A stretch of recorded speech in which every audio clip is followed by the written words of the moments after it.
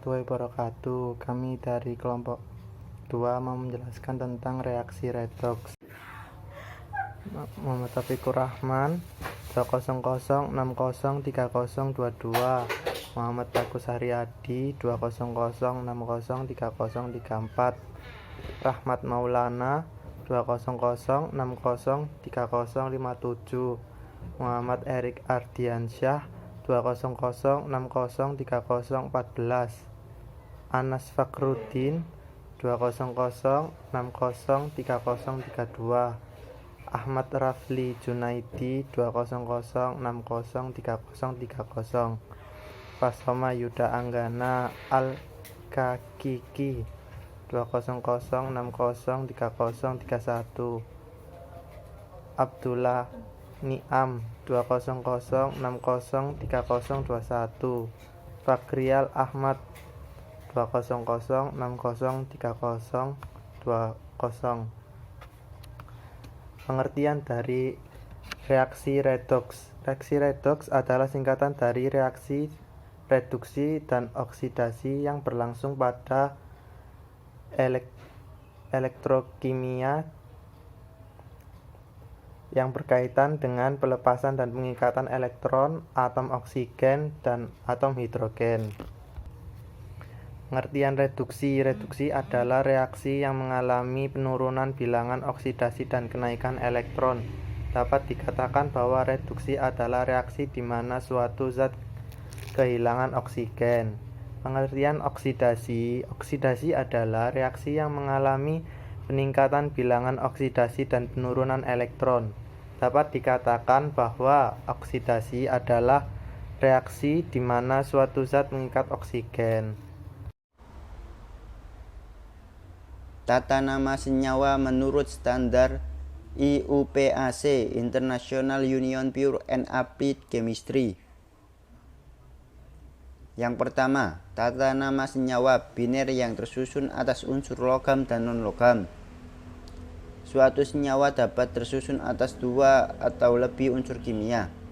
Senyawa yang tersusun atas 2 unsur kimia disebut senyawa biner. Berikut tata nama senyawa biner yang tersusun atas unsur logam dan non-logam. A. Tulislah nama logam tanpa modifikasi dan diikuti dengan penulisan nama unsur non-logam melalui pencantuman akhiran ida. B. Jumlah unsur yang menyusun senyawa tidak berpengaruh terhadap penamaan senyawa. Senyawa KCI terdiri dari unsur kalium dan kalor. Kalium bertindak sebagai kation sehingga namanya tidak diubah.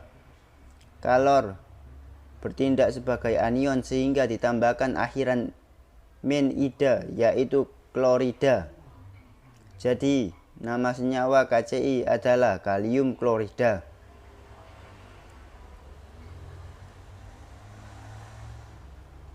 Yang kedua, tata nama senyawa biner yang tersusun atas non-logam dan non-logam, yang biasa disebut dengan senyawa kovalen biner.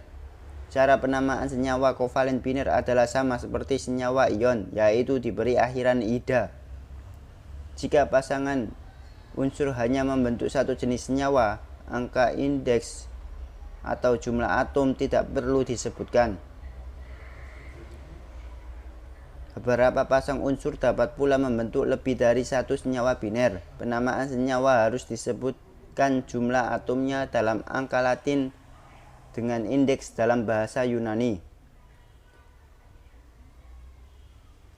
Indeks angka 1 untuk unsur pertama umumnya tidak pernah disebutkan.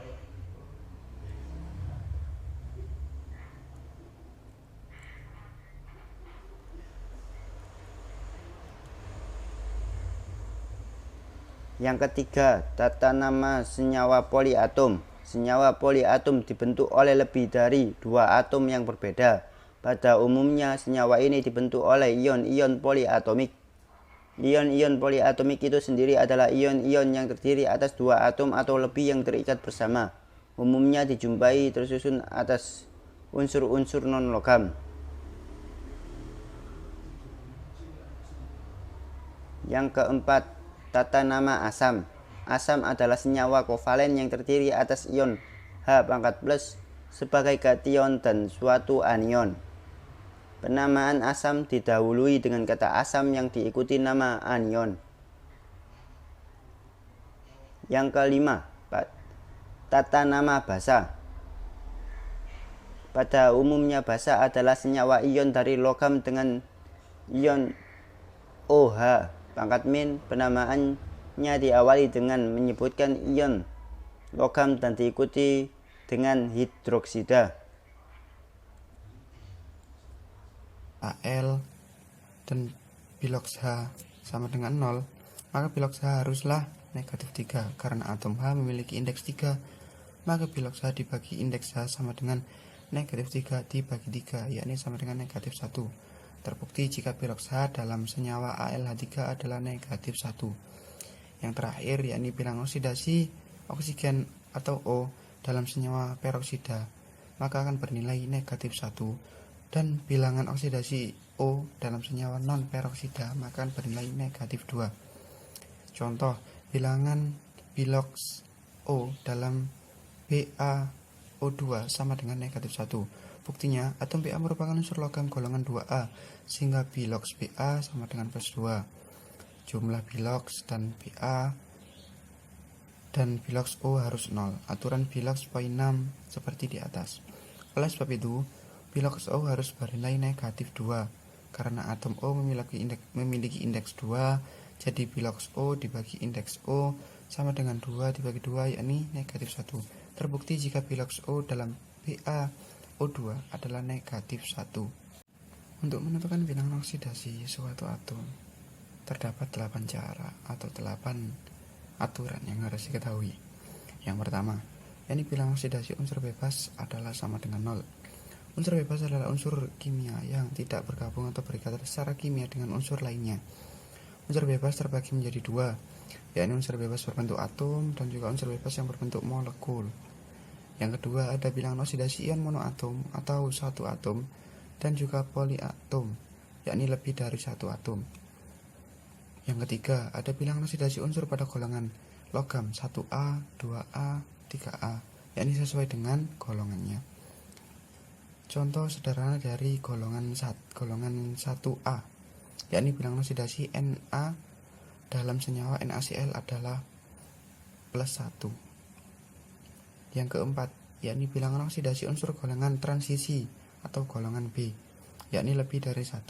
Contohnya, bilangan oksidasi Sn sama dengan plus 3 dan juga plus 4. Yang kelima, ada jumlah bilangan oksidasi unsur-unsur yang membentuk ion, yakni sama dengan jumlah muatannya.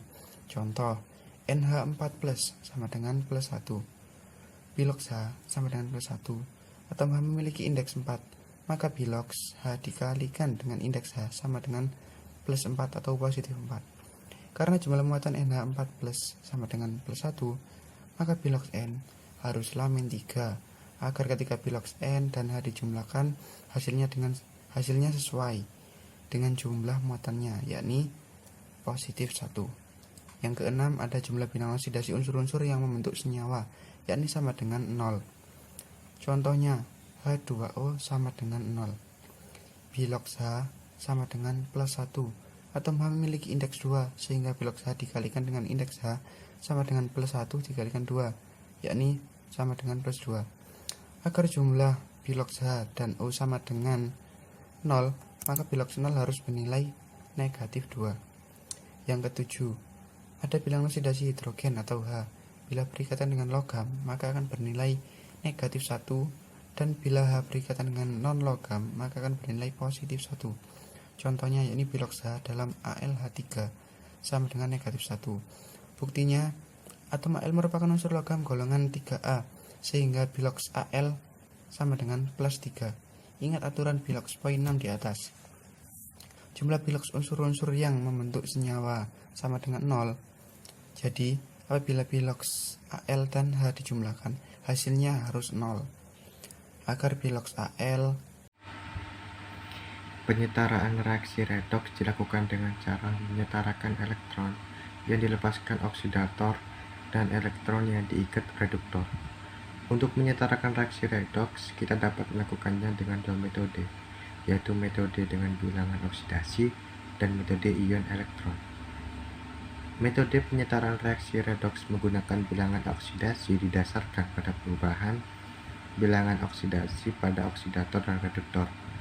Sementara itu, metode penyetaraan menggunakan ion elektron didasarkan pada prinsip bahwa elektron yang hilang selama reaksi setengah oksidasi sama dengan elektron yang diperoleh selama reaksi reduksi setengah. Assalamualaikum warahmatullahi wabarakatuh. Saya Ahmad Rafli Junaidi dengan NIM 20060303030. Di sini akan menjelaskan tentang penerapan fungsi kegunaan reaksi reduksi oksidasi pada industri sehari-hari. Konsep reaksi redoks banyak digunakan dalam proses industri. Beberapa industri yang sering menggunakan reaksi redoks diantaranya sebagai berikut. 1. Industri pelapisan logam. Industri pelapisan logam adalah industri pelapisan logam dengan unsur-unsur lain yang meningkatkan kualitas logam tersebut. Sebagai contoh, pelapisan logam dengan seng atau krom atau tembaga agar permukaan besi terhindar dari perkaratan.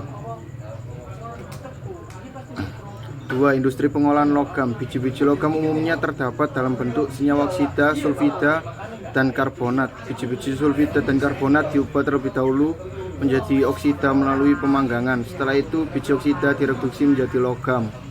Contoh reaksi redoks pada industri. Besi dihasilkan reduksi biji besi Fe2O3 dengan reduktor kokas atau C pada tanur tinggi. C akan teroksidasi menjadi CO. Gas CO2 selanjutnya akan reduksi Fe2O3 menjadi Fe. Assalamualaikum warahmatullahi wabarakatuh.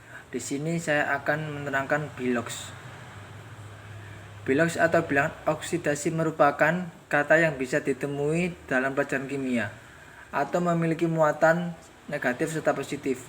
Sebuah atom bernilai positif jika melepaskan jumlah elektron, sementara atom yang bernilai negatif jika dikatakan negatif jika menerima elektron.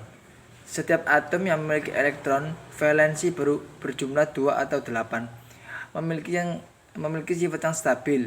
Sebaliknya, jika suatu atom tidak memiliki valensi dengan jumlah 2 atau 8, maka tidak stabil. Kemudian, perubahan biloks dibagi menjadi dua, yaitu reaksi oksidasi penambahan biloks dan reaksi reduksi penurunan biloks. Reaksi reduksi.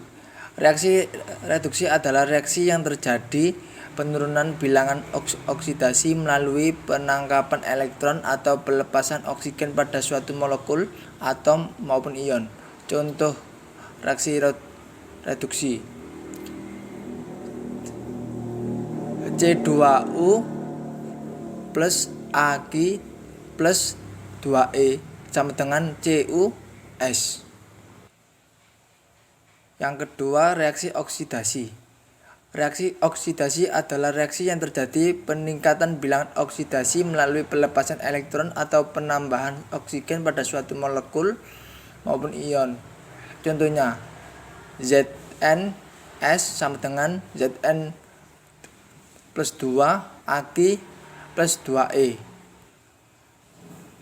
Dalam reaksi redoks, reaksi reduksi dan oksidasi di atas kemudian digabungkan secara simultan menjadi kesatuan reaksi redoks, yaitu Cu2 plus Ag plus ZnS sama dengan Cus plus Zn2 plus Ag.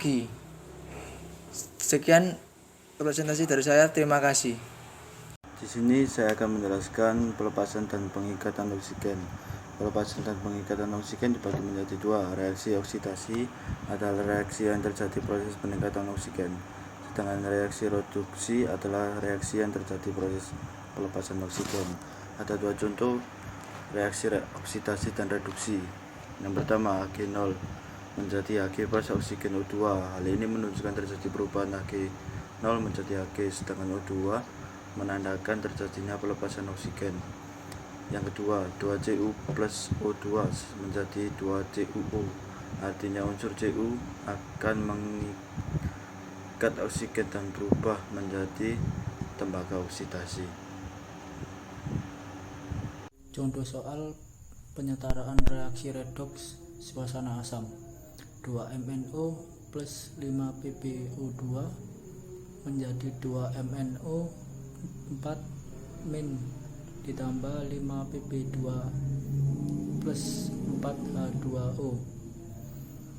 2MnO plus 5PbO2 ditambah 8H plus menjadi 2MnO 4- ditambah 5Pb2 plus ditambah 4H2O. Syarat pertama, jumlah atom kiri sama dengan jumlah atom kanan.